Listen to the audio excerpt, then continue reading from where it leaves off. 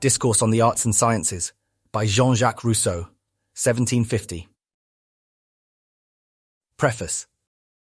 Barbarus hic ego sum, qui non intelligor illis, Ovid. The following pages contain a discussion of one of the most sublime and interesting of all moral questions. It is not concerned, however, with those metaphysical subtleties which of late have found their way into every department of literature, and from which even our academic curricula are not always free. We have now to do with one of those truths on which the happiness of mankind depends. I foresee that I shall not readily be forgiven for having taken up the position I have adopted.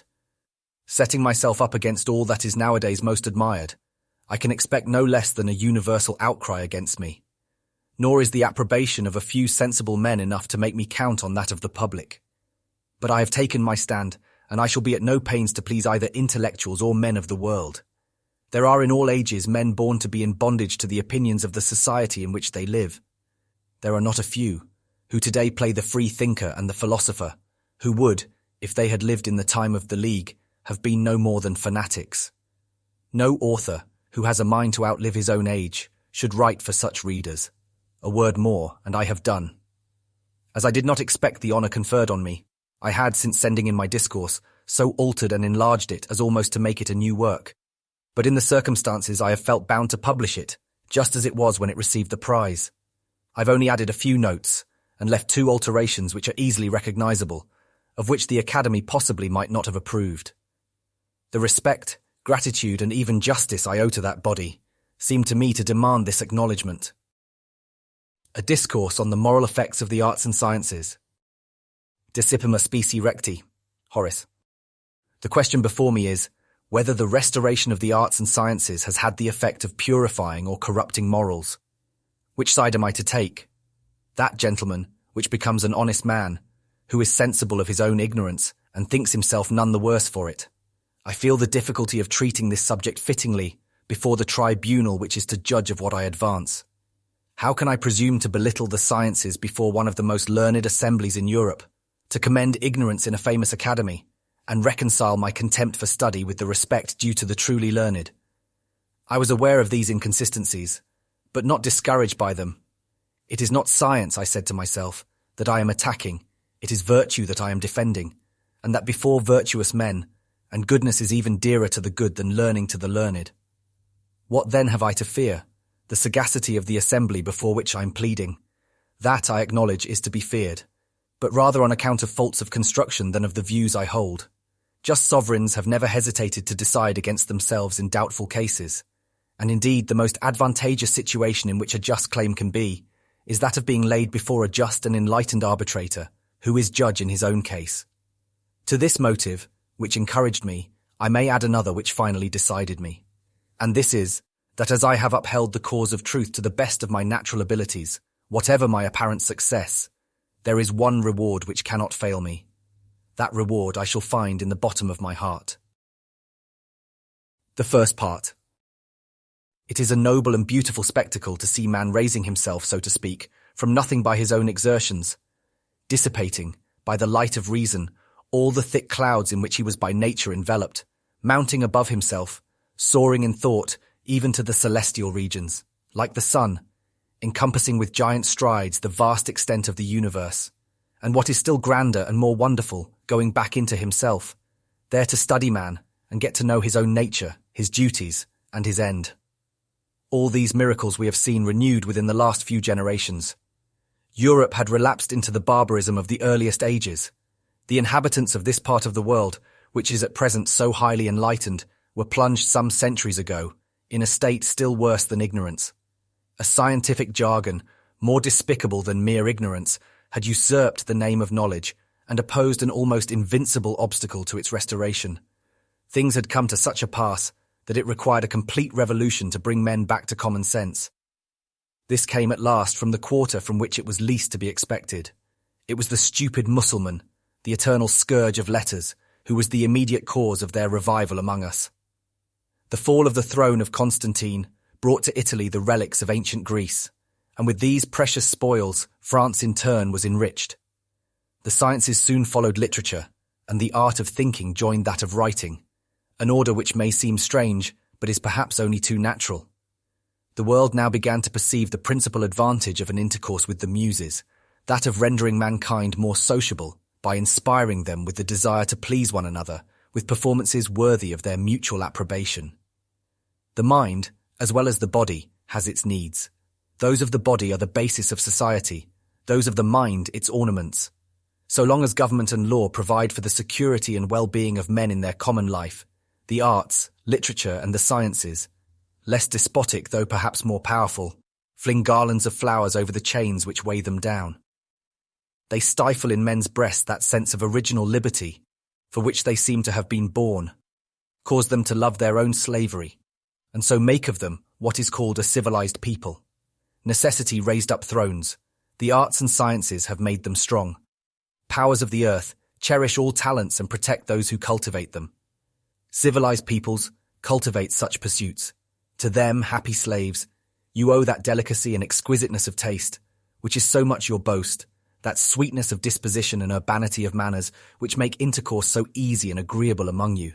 In a word, the appearance of all the virtues, without being in possession of one of them.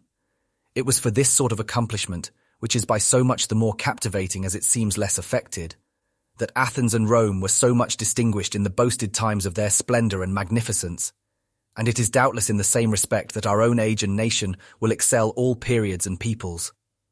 An air of philosophy without pedantry, an address at once natural and engaging, distant equally from Teutonic clumsiness and Italian pantomime. These are the effects of a taste acquired by liberal studies and improved by conversation with the world. What happiness would it be for those who live among us, if our external appearance were always a true mirror of our hearts, if decorum were but virtue, if the maxims we professed were the rules of our conduct, and if real philosophy were inseparable from the title of a philosopher. But so many good qualities, too, seldom go together. Virtue rarely appears in so much pomp and state. Richness of apparel may proclaim the man of fortune, and elegance the man of taste, but true health and manliness are known by different signs. It is under the homespun of the labourer, and not beneath the gilt and tinsel of the courtier, that we should look for strength and vigour of body. External ornaments are no less foreign to virtue, which is the strength and activity of the mind. The honest man is an athlete, who loves to wrestle stark naked. He scorns all those vile trappings, which prevent the exertion of his strength, and were, for the most part, invented only to conceal some deformity. Before art had moulded our behaviour, and taught our passions to speak an artificial language, our morals were rude but natural, and the different ways in which we behaved proclaimed at the first glance the difference of our dispositions. Human nature was not at bottom better then than now, but men found their security in the ease with which they could see through one another, and this advantage, of which we no longer feel the value, prevented their having many vices. In our day, now that more subtle study and a more refined taste have reduced the art of pleasing to a system, there prevails in modern manners a servile and deceptive conformity, so that one would think every mind had been cast in the same mould. Politeness requires this thing, decorum that. Ceremony has its forms and fashion its laws, and these we must always follow, never the promptings of our own nature. We no longer dare seem what we really are, but lie under a perpetual restraint. In the meantime, the herd of men, which we call society, all act under the same circumstances exactly alike, unless very particular and powerful motives prevent them. Thus, we never know with whom we have to deal, and even to know our friends we must wait for some critical and pressing occasion, that is, till it is too late, for it is on those very occasions that such knowledge is of use to us. What a train of vices must attend this uncertainty! Sincere friendship, real esteem, and perfect confidence are banished from among men. Jealousy, suspicion, fear, coldness, reserve, hate, and fraud lie constantly concealed under that uniform and deceitful veil of politeness, that boasted candour and urbanity, for which we are indebted to the light and leading of this age. We shall no longer take in vain by our oaths the name of our Creator, but we shall insult him with our blasphemies, and our scrupulous ears will take no offence. We have grown too modest to brag of our own deserts, but we do not scruple to decry those of others. We do not grossly outrage even our enemies, but artfully calumniate them. Our hatred of other nations diminishes, but patriotism dies with it. Ignorance is held in contempt, but a dangerous scepticism has succeeded it. Some vices indeed are condemned, and others grown dishonourable, but we have still many that are honoured with the names of virtues, and it is become necessary that we should either have, or at least pretend to have them. Let who will extol the moderation of our modern sages. I see nothing in it but a refinement of intemperance as unworthy of my commendation as their artificial simplicity. Such is the purity to which our morals have attained. This is the virtue we have made our own. Let the arts and sciences claim the share they have had in this salutary work. I shall add but one reflection more. Suppose an inhabitant of some distant country should endeavour to form an idea of European morals from the state of the sciences, the perfection of the arts, the propriety of our public entertainments, the politeness of our behaviour, the affability of our conversation, our constant professions of benevolence, and from those tumultuous assemblies of people of all ranks, who seem, from morning till night, to have no other care than to oblige one another. Such a stranger, I maintain, would arrive at a totally false view of our morality. Where there is no effect, it is idle to look for a cause, but here the effect is certain, and the depravity actual. Our minds have been corrupted in proportion as the arts and sciences have improved. Will it be said that this is a misfortune peculiar to the present age? No, gentlemen, the evils resulting from our vain curiosity are as old as the world. The daily ebb and flow of the tides are not more regularly influenced by the moon than the morals of a people by the progress of the arts and sciences. As their light has risen above our horizon, virtue has taken flight, and the same phenomenon has been constantly observed in all times and places. Take Egypt, the first school of mankind, that ancient country, famous for its fertility under a brazen sky, the spot from which Sesostris once set out to conquer the world. Egypt became the mother of philosophy and the fine arts. Soon she was conquered by Cambyses, and then successively by the Greeks, the Romans, the Arabs, and finally the Turks. Take Greece, once peopled by heroes who twice vanquished Asia. Letters, as yet in their infancy, had not corrupted the disposition of its inhabitants, but the progress of the sciences soon produced a dissoluteness of manners, and the imposition of the Macedonian yoke, from which time Greece, always learned, always voluptuous, and always a slave, has experienced amid all its revolutions no more than a change of masters. Not all the eloquence of Demosthenes could breathe life into a body which luxury and the arts had once enervated. It was not till the days of Ennius and Terence that Rome, founded by a shepherd and made illustrious by peasants, began to degenerate. But after the appearance of an Ovid, a Catullus, a Martial, and the rest of those numerous obscene authors whose very names are enough to put modesty to the blush, Rome, once the shrine of virtue, became the theatre of vice, a scorn among the nations, and an object of derision even to barbarians. Thus, the capital of the world at length submitted to the yoke of slavery it had imposed on others, and the very day of its fall was the eve of that on which it conferred on one of its citizens the title of arbiter of good taste. What shall I say of that metropolis of the Eastern Empire, which, by its situation, seemed destined to be the capital of the world? That refuge of the arts and sciences, when they were banished from the rest of Europe, more perhaps by wisdom than barbarism. The most profligate debaucheries, the most abandoned villainies, the most atrocious crimes, plots, murders and assassinations form the warp and woof of the history of Constantinople.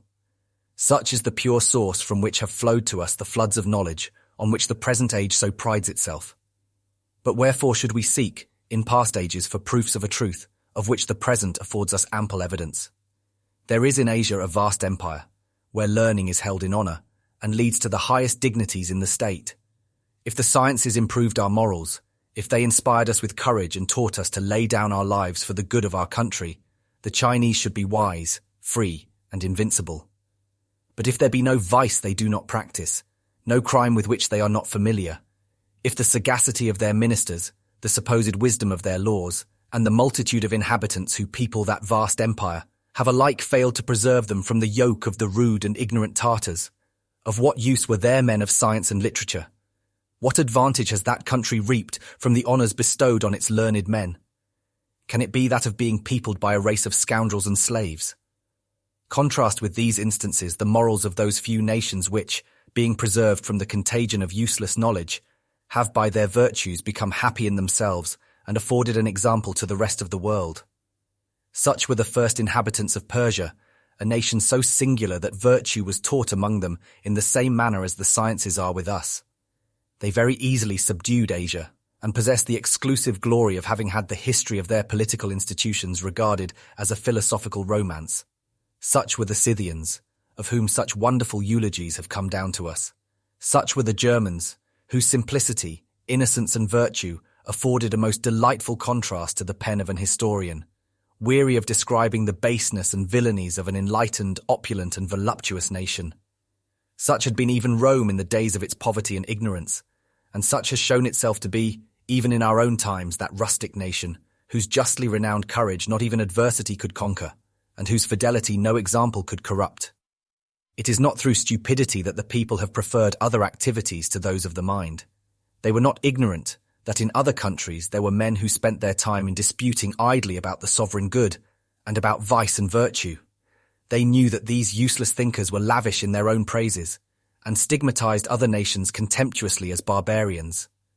But they noted the morals of these people and so learnt what to think of their learning. Can it be forgotten that, in the very heart of Greece, there arose a city as famous for the happy ignorance of its inhabitants as for the wisdom of its laws? A republic of demigods rather than of men, so greatly superior their virtues seemed to those of mere humanity. Sparta, eternal proof of the vanity of science, while the vices, under the conduct of the fine arts, were being introduced into Athens, even while its tyrant was carefully collecting together the works of the prince of poets, was driving from her walls artists and the arts, the learned and their learning. The difference was seen in the outcome. Athens became the seat of politeness and taste, the country of orators and philosophers. The elegance of its buildings equaled that of its language. On every side might be seen marble and canvas, animated by the hands of the most skillful artists. From Athens we derive those astonishing performances which will serve as models to every corrupt age. The picture of Lacedaemon is not so highly coloured. There the neighbouring nations used to say, men were born virtuous, their native air seeming to inspire them with virtue. But its inhabitants have left us nothing but the memory of their heroic actions, monuments that should not count for less in our eyes than the most curious relics of Athenian marble. It is true that, among the Athenians, there were some few wise men who withstood the general torrent and preserved their integrity, even in the company of the Muses. But hear the judgment which the principal, and most unhappy of them, passed on the artists and learned men of his day. I have considered the poets, says he, and I look upon them as people whose talents impose both on themselves and on others. They give themselves out for wise men and are taken for such, but in reality they are anything sooner than that. From the poets, continues Socrates, I turn to the artists. Nobody was more ignorant of the arts than myself. Nobody was more fully persuaded that the artists were possessed of amazing knowledge. I soon discovered, however, that they were in as bad a way as the poets, and that both had fallen into the same misconception. Because the most skillful of them excel others in their particular jobs, they think themselves wiser than all the rest of mankind. This arrogance spoilt all their skill in my eyes, so that putting myself in the place of the oracle, and asking myself whether I would rather be what I am, or what they are, know what they know, or know that I know nothing, I very readily answered, for myself and the God, that I had rather remain as I am. None of us, neither the sophists nor the poets, nor the orators nor the artists nor I, know what is the nature of the true, the good, or the beautiful. But there is this difference between us, that though none of these people know anything, they all think they know something, whereas for my part, if I know nothing, I am at least in no doubt of my ignorance. So the superiority of wisdom, imputed to me by the oracle, is reduced merely to my being fully convinced that I am ignorant of what I do not know. Thus, we find Socrates, the wisest of men in the judgment of the god, and the most learned of all the Athenians in the opinion of all Greece, speaking in praise of ignorance. Were he alive now, there is little reason to think that our modern scholars and artists would induce him to change his mind. No, gentlemen, that honest man would still persist in despising our vain sciences. He would lend no aid to swell the flood of books that flows from every quarter. He would leave to us, as he did to his disciples, only the example and memory of his virtues. That is the noblest method of instructing mankind. Socrates had begun at Athens, and the elder Cato proceeded at Rome, to inveigh against those seductive and subtle Greeks who corrupted the virtue and destroyed the courage of their fellow citizens. Culture, however, prevailed. Rome was filled with philosophers and orators, military discipline was neglected, agriculture was held in contempt, men formed sects and forgot their country. To the sacred names of liberty, disinterestedness, and obedience to law succeeded those of Epicurus, Zeno, and Arcesilaus. It was even a saying among their own philosophers that since learned men appeared among them, honest men had been in eclipse. Before that time, the Romans were satisfied with the practice of virtue. They were undone when they began to study it. What would the great soul of Fabricius have felt if it had been his misfortune to be called back to life when he saw the pomp and magnificence of that Rome which his arm had saved from ruin, and his honourable name made more illustrious than all its conquests? Ye gods, he would have said, what has become of those thatched roofs and rustic hearths, which were formerly the habitations of temperance and virtue? What fatal splendour has succeeded the ancient Roman simplicity? What is this foreign language, this effeminacy of manners? What is the meaning of these statues, paintings, and buildings? Fools, what have you done? You, the lords of the earth, have made yourselves the slaves of the frivolous nations you have subdued. You are governed by rhetoricians, and it has been only to enrich architects, painters, sculptors, and stage players that you have watered Greece and Asia with your blood. Even the spoils of Carthage are the prize of a flute player. Romans, Romans, make haste to demolish those amphitheatres, break to pieces those statues, burn those paintings, drive from among you those slaves who keep you in subjection, and whose fatal arts are corrupting your morals. Let other hands make themselves illustrious by such vain talents. The only talent worthy of Rome is that of conquering the world and making virtue its ruler. When Cineas took the Roman Senate for an assembly of kings, he was not struck by either useless pomp or studied elegance. He heard there none of that futile eloquence, which is now the study and the charm of frivolous orators. What then was the majesty that Cineas beheld?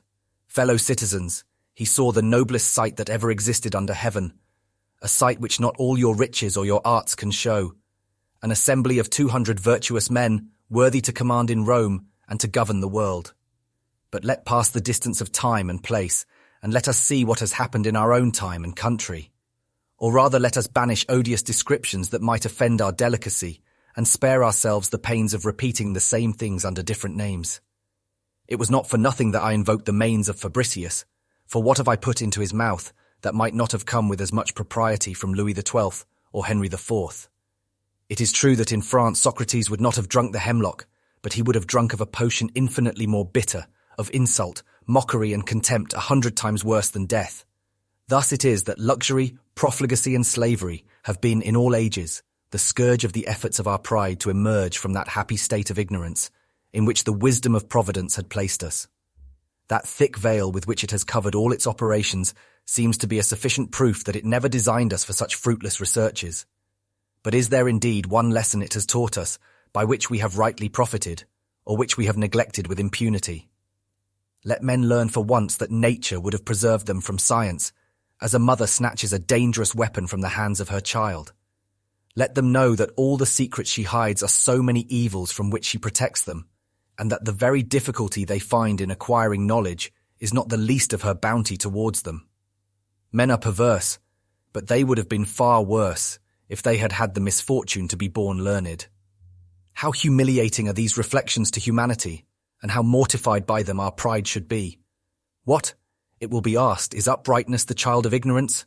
Is virtue inconsistent with learning? What consequences might not be drawn from such suppositions?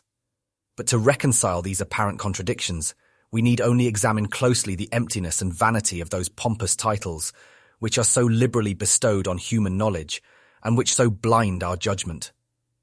Let us consider, therefore, the arts and sciences in themselves. Let us see what must result from their advancement, and let us not hesitate to admit the truth of all those points on which our arguments coincide with the inductions we can make from history. The second part. An ancient tradition passed out of Egypt into Greece, that some god, who was an enemy to the repose of mankind, was the inventor of the sciences. What must the Egyptians, among whom the sciences first arose, have thought of them? And they beheld, near at hand, the sources from which they sprang. In fact, whether we turn to the annals of the world, or eke out with philosophical investigations the uncertain chronicles of history, we shall not find for human knowledge an origin answering to the idea we are pleased to entertain of it at present. Astronomy was born of superstition, eloquence of ambition, hatred, falsehood and flattery, geometry of avarice, physics of an idle curiosity, and even moral philosophy of human pride. Thus, the arts and sciences owe their birth to our vices. We should be less doubtful of their advantages if they had sprung from our virtues. Their evil origin is indeed but too plainly reproduced in their objects. What would become of the arts were they not cherished by luxury? If men were not unjust, of what use were jurisprudence? What would become of history if there were no tyrants, wars, or conspiracies? In a word, who would pass his life in barren speculations if everybody, attentive only to the obligations of humanity and the necessities of nature, spent his whole life in serving his country, obliging his friends, and relieving the unhappy? Are we then made to live and die on the brink of that well, at the bottom of which truth lies hid? This reflection alone is, in my opinion, enough to discourage at first setting out every man who seriously endeavours to instruct himself by the study of philosophy. What a variety of dangers surrounds us! What a number of wrong paths present themselves in the investigation of the sciences! Through how many errors, more perilous than truth itself is useful, must we not pass to arrive at it? The disadvantages we lie under are evident, for falsehood is capable of an infinite variety of combinations, but the truth has only one manner of being. Besides, where is the man who sincerely desires to find it? Or even admitting his good will, by what characteristic marks is he sure of knowing it? Amid the infinite diversity of opinions, where is the criterion by which we may certainly judge of it? Again, what is still more difficult, should we even be fortunate enough to discover it, who among us will know how to make right use of it? If our sciences are futile in the objects they propose, they are no less dangerous in the effects they produce. Being the effect of idleness, they generate idleness in their turn, and an irreparable loss of time is the first prejudice which they must necessarily cause to society. To live without doing some good is a great evil, as well in the political as in the moral world, and hence every useless citizen should be regarded as a pernicious person. Tell me then, illustrious philosophers, of whom we learn the ratios in which attraction acts in vacuo, and in the revolution of the planets, the relations of spaces traversed in equal times, by whom we are taught what curves have conjugate points, points of inflection, and cusps, how the soul and body correspond, like two clocks, without actual communication, what planets may be inhabited, and what insects reproduce in an extraordinary manner. Answer me, I say, you from whom we receive all this sublime information, whether we should have been less numerous, worse governed, less formidable, less flourishing, or more perverse, supposing you had taught us none of all these fine things. Reconsider, therefore, the importance of your productions, and since the labours of the most enlightened of our learned men and the best of our citizens are of so little utility, tell us what we ought to think of that numerous herd of obscure writers and useless littérateurs, who devour without any return the substance of the state. Useless, do I say? Would God they were? Society would be more peaceful, and morals less corrupt. But these vain and futile declaimers go forth on all sides, armed with their fatal paradoxes, to sap the foundations of our faith and nullify virtue. They smile contemptuously at such old names as patriotism and religion, and consecrate their talents and philosophy to the destruction and defamation of all that men hold sacred. Not that they bear any real hatred to virtue or dogma, they are the enemies of public opinion alone. To bring them to the foot of the altar, it would be enough to banish them to a land of atheists. What extravagancies will not the rage of singularity induce men to commit? The waste of time is certainly a great evil, but still greater evils attend upon literature and the arts. One is luxury, produced like them by indolence and vanity. Luxury is seldom unattended by the arts and sciences, and they are always attended by luxury. I know that our philosophy, fertile in paradoxes, pretends, in contradiction to the experience of all ages, that luxury contributes to the splendour of states. But without insisting on the necessity of sumptuary laws, can it be denied that rectitude of morals is essential to the duration of empires, and that luxury is diametrically opposed to such rectitude? Let it be admitted that luxury is a certain indication of wealth, that it even serves, if you will, to increase such wealth. What conclusion is to be drawn from this paradox, so worthy of the times? And what will become of virtue if riches are to be acquired at any cost? The politicians of the ancient world were always talking of morals and virtue. Ours speak of nothing but commerce and money. One of them will tell you that in such a country a man is worth just as much as he will sell for at Algiers. Another, pursuing the same mode of calculation, finds that in some countries a man is worth nothing, and in others still less than nothing. They value men as they do droves of oxen. According to them, a man is worth no more to the state than the amount he consumes, and thus a Sybarite would be worth at least 30 Lacedaemonians. Let these writers tell me, however, which of the two republics, Sybaris or Sparta, was subdued by a handful of peasants, and which became the terror of Asia. The monarchy of Cyrus was conquered by 30,000 men, led by a prince poorer than the meanest of Persian satraps. In like manner, the Scythians, the poorest of all nations, were able to resist the most powerful monarchs of the universe. When two famous republics contended for the empire of the world, the one rich and the other poor, the former was subdued by the latter. The Roman Empire, in its turn, after having engulfed all the riches of the universe, fell a prey to peoples who knew not even what riches were. The Franks conquered the Gauls, and the Saxons England, without any other treasures than their bravery and their poverty. A band of poor mountaineers, whose whole cupidity was confined to the possession of a few sheepskins, having first given a check to the arrogance of Austria, went on to crush the opulent and formidable house of Burgundy, which at that time made the potentates of Europe tremble. In short, all the power and wisdom of the heir of Charles V, backed by all the treasures of the Indies, broke before a few herring fishers. Let our politicians condescend to lay aside their calculations for a moment to reflect on these examples. Let them learn for once that money, though it buys everything else, cannot buy morals and citizens. What then is the precise point in dispute about luxury? It is to know which is most advantageous to empires, that their existence should be brilliant and momentary, or virtuous and lasting. I say brilliant, but with what lustre? A taste for ostentation never prevails in the same minds as a taste for honesty. No, it is impossible that understandings, degraded by a multitude of futile cares, should ever rise to what is truly great and noble. Even if they had the strength, they would want the courage.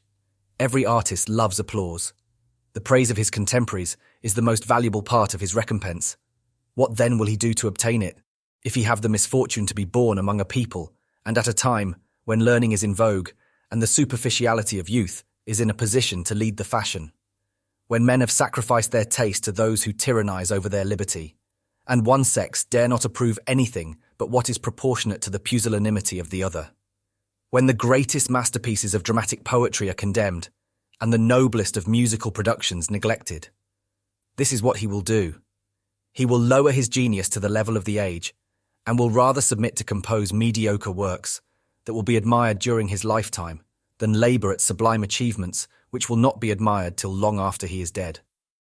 Let the famous Voltaire tell us how many nervous and masculine beauties he has sacrificed to our false delicacy, and how much that is great and noble, that spirit of gallantry, which delights in what is frivolous and petty, has cost him. It is thus that the dissolution of morals, the necessary consequence of luxury, brings with it in its turn the corruption of taste. Further, if by chance there be found among men of average ability an individual with enough strength of mind to refuse to comply with the spirit of the age and to debase himself by puerile productions, his lot will be hard. He will die in indigence and oblivion.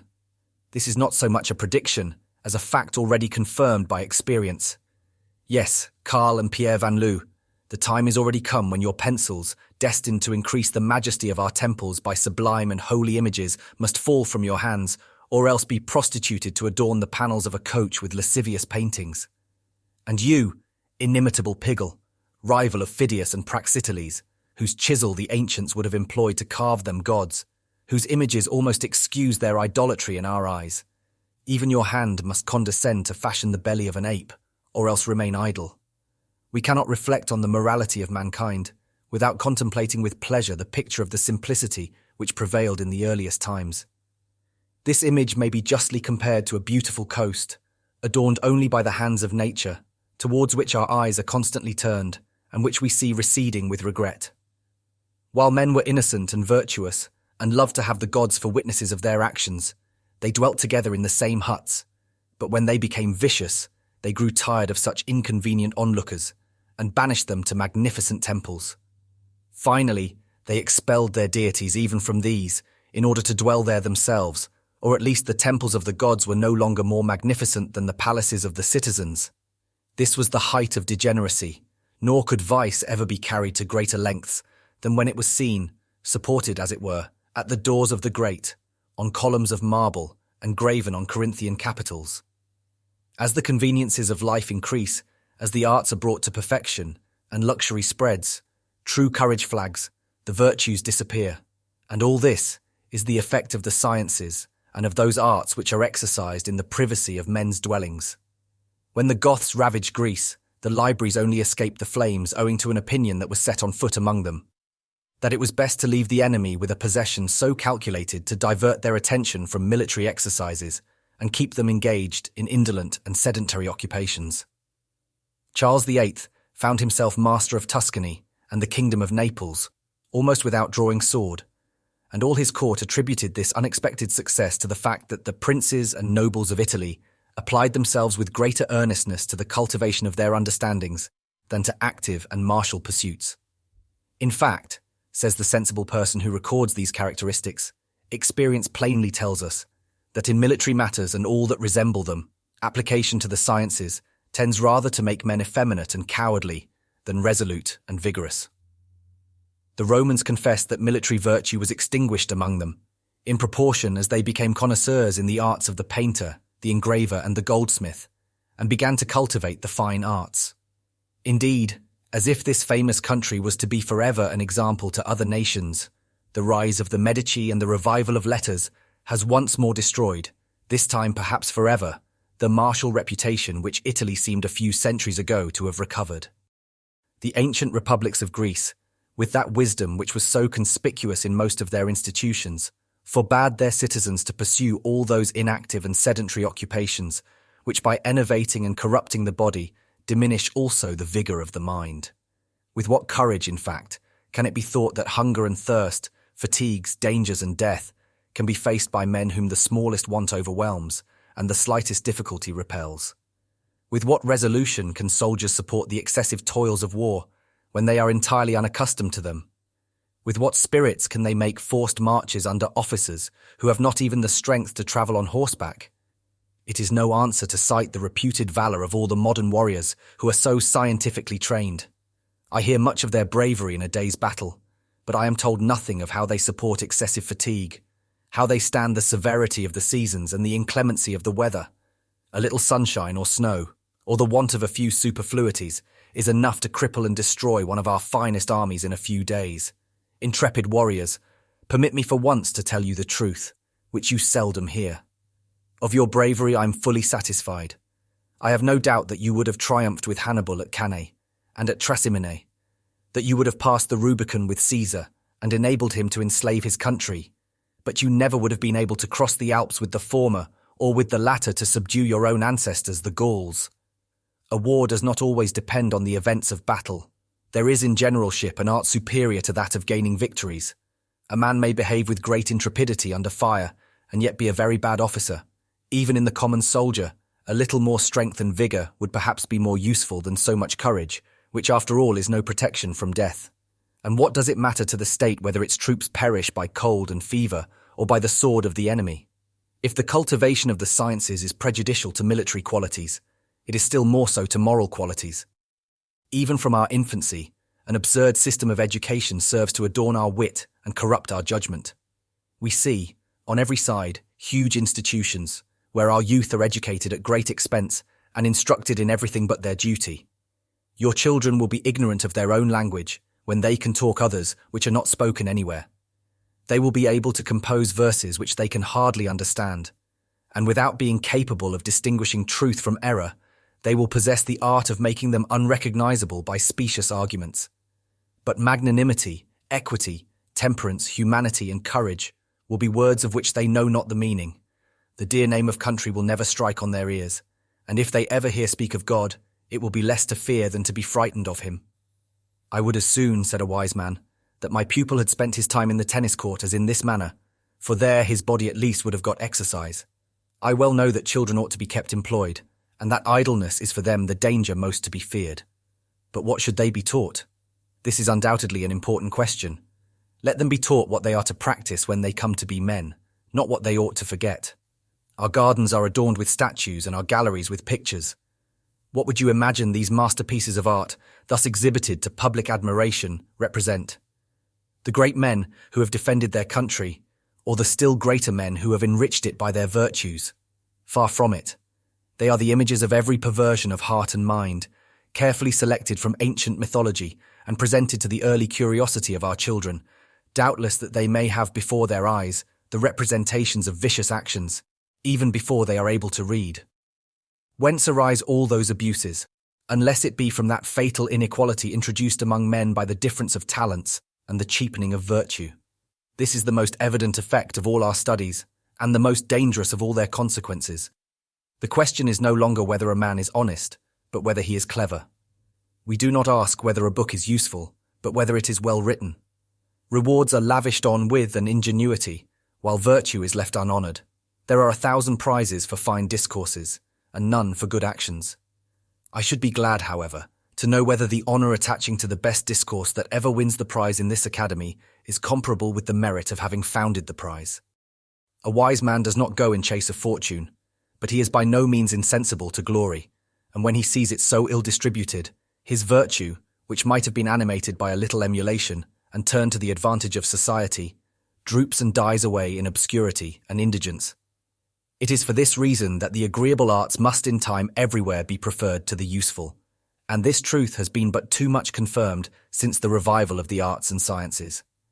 We have physicists, geometricians, chemists, astronomers, poets, musicians, and painters in plenty, but we have no longer a citizen among us, or if there be found a few scattered over our abandoned countryside, they are left to perish there unnoticed and neglected. Such is the condition to which we are reduced, and such are our feelings towards those who give us our daily bread and our children milk. I confess, however, that the evil is not so great as it might have become. The eternal providence, in placing salutary simples beside noxious plants and making poisonous animals contain their own antidote, has taught the sovereigns of the earth, who are its ministers, to imitate its wisdom. It is by following this example that the truly great monarch, to whose glory every age will add new lustre, drew from the very bosom of the arts and sciences, the very fountains of 1,000 lapses from rectitude, those famous societies which, while they are depositories of the dangerous trust of human knowledge, are yet the sacred guardians of morals, by the attention they pay to their maintenance among themselves in all their purity, and by the demands which they make on every member whom they admit. These wise institutions, confirmed by his august successor and imitated by all the kings of Europe, will serve at least to restrain men of letters, who, all aspiring to the honour of being admitted into these academies, will keep watch over themselves and endeavour to make themselves worthy of such honour by useful performances and irreproachable morals. Those academies also, which, in proposing prizes for literary merit, make choice of such subjects as are calculated to arouse the love of virtue in the hearts of citizens, prove that it prevails in themselves, and must give men the rare and real pleasure of finding learned societies devoting themselves to the enlightenment of mankind, not only by agreeable exercises of the intellect, but also by useful instructions. An objection which may be made is, in fact, only an additional proof of my argument. So much precaution proves but too evidently the need for it. We never seek remedies for evils that do not exist. Why indeed must these bear all the marks of ordinary remedies on account of their inefficacy? The numerous establishments in favour of the learned are only adapted to make men mistake the objects of the sciences and turn men's attention to the cultivation of them. One would be inclined to think, from the precautions everywhere taken, that we are overstocked with husbandmen and are afraid of a shortage of philosophers. I will not venture here to enter into a comparison between agriculture and philosophy, as they would not bear it. I shall only ask, what is philosophy? What is contained in the writings of the most celebrated philosophers? What are the lessons of these friends of wisdom? To hear them, should we not take them for so many mountebanks, exhibiting themselves in public and crying out, "Hear, hear, come to me, I am the only true doctor"? One of them teaches that there is no such thing as matter, but that everything exists only in representation. Another declares that there is no other substance than matter, and no other God than the world itself. A third tells you that there are no such things as virtue and vice, and that moral good and evil are chimeras, while a fourth informs you that men are only beasts of prey, and may conscientiously devour one another. Why, my great philosophers, do you not reserve these wise and profitable lessons for your friends and children? You would soon reap the benefit of them, nor should we be under any apprehension of our own becoming your disciples. Such are the wonderful men, whom their contemporaries held in the highest esteem during their lives, and to whom immortality has been attributed since their decease. Such are the wise maxims we have received from them, and which are transmitted, from age, to our descendants. Paganism, though given over to all the extravagances of human reason, has left nothing to compare with the shameful monuments which have been prepared by the art of printing during the reign of the Gospel. The impious writings of Leucippus and Diagoras perished with their authors. The world in their days was ignorant of the art of immortalizing the errors and extravagancies of the human mind, but thanks to the art of printing and the use we make of it, the pernicious reflections of Hobbes and Spinoza will last forever. Go, famous writings, of which the ignorance and rusticity of our forefathers would have been incapable. Go to our descendants, along with those still more pernicious works which reek of the corrupted manners of the present age. Let them together convey to posterity a faithful history of the progress and advantages of our arts and sciences. If they are read, they will leave not a doubt about the question we are now discussing, and unless mankind should then be still more foolish than we, they will lift up their hands to heaven and exclaim in bitterness of heart, Almighty God, thou who holdest in thy hand the minds of men, deliver us from the fatal arts and sciences of our forefathers. Give us back ignorance, innocence, and poverty, which alone can make us happy and are precious in thy sight. But if the progress of the arts and sciences has added nothing to our real happiness, if it has corrupted our morals, and if that corruption has vitiated our taste, what are we to think of the herd of textbook authors who have removed those impediments which nature purposely laid in the way to the temple of the Muses, in order to guard its approach and try the powers of those who might be tempted to seek knowledge? What are we to think of those compilers who have indiscreetly broken open the door of the sciences and introduced into their sanctuary a populace unworthy to approach it, when it was greatly to be wished that all who should be found incapable of making a considerable progress in the career of learning should have been repulsed at the entrance, and thereby cast upon those arts which are useful to society? A man who will be all his life a bad versifier or a third-rate geometrician might have made nevertheless an excellent clothier. Those whom nature intended for her disciples have not needed masters. Bacon, Descartes, and Newton, those teachers of mankind, had themselves no teachers. What guide indeed could have taken them so far as their sublime genius directed them? Ordinary masters would only have cramped their intelligence by confining it within the narrow limits of their own capacity. It was from the obstacles they met with at first that they learned to exert themselves and bestirred themselves to traverse the vast field which they covered. If it be proper to allow some men to apply themselves to the study of the arts and sciences, it is only those who feel themselves able to walk alone in their footsteps and to outstrip them. It belongs only to these few to raise monuments to the glory of the human understanding. But if we are desirous that nothing should be above their genius, nothing should be beyond their hopes, this is the only encouragement they require. The soul insensibly adapts itself to the objects on which it is employed, and thus it is that great occasions produce great men. The greatest orator in the world was Consul of Rome, and perhaps the greatest of philosophers, Lord Chancellor of England. Can it be conceived that, if the former had only been a professor at some university, and the latter a pensioner of some academy, their works would not have suffered from their situation? Let not princes disdain to admit into their councils those who are most capable of giving them good advice.